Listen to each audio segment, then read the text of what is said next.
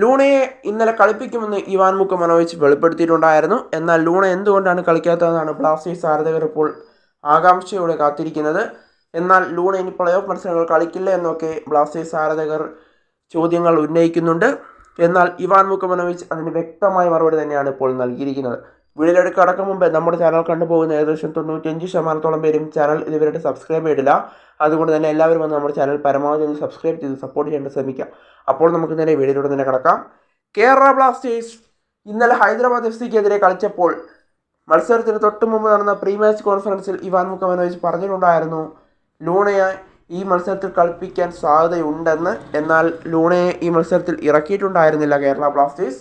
എന്നാൽ ഇവാൻ മുക്കമനോവിച്ച് അതിന് പറഞ്ഞ മറുപടി ഇങ്ങനെയായിരുന്നു: ലൂണയെ ഈ മത്സരത്തിൽ കളിപ്പിക്കണമെന്നായിരുന്നു ഞങ്ങൾ അവസാന നിമിഷം വരെ തീരുമാനിച്ചത്. എന്നാൽ ലൈനപ്പ് ഇറക്കിയപ്പോൾ ആ തീരുമാനം മാറ്റുകയായിരുന്നു. കാരണം ലൂണയ്ക്ക് പ്ലേ ഓഫ് മത്സരങ്ങളിൽ ഞങ്ങൾക്ക് വേണ്ടി കളിക്കേണ്ടതുണ്ട്. അദ്ദേഹത്തിന് ഇന്നലെ ഇറക്കിയെങ്കിൽ അദ്ദേഹത്തിന് ഒരു യെല്ലോ കാർഡ് കൂടി ലഭിച്ചാൽ സസ്പെൻഷനാണ് തൊട്ടടുത്ത മത്സരം. അതുകൊണ്ട് തന്നെ പ്ലേ ഓഫിൽ ഞങ്ങൾക്ക് ലൂണയുടെ ആവശ്യം അത്യാവശ്യമാണ്. അതുകൊണ്ട് തന്നെയാണ് ലൂണ ഇന്നത്തെ മത്സരത്തിൽ ഇറക്കാതിരുന്നത്. ഇന്നലെ അത്ര പ്രധാനപ്പെട്ട മാച്ച് ആയിരുന്നില്ല. അതുകൊണ്ട് തന്നെയാണ് ലൂണ ഇന്നലെ ഇറക്കാതിരുന്നതെന്നാണ് ഇവാൻ മുക്കമനോവിച്ച് ഇപ്പോൾ വ്യക്തമാക്കിയിരിക്കുന്നത്.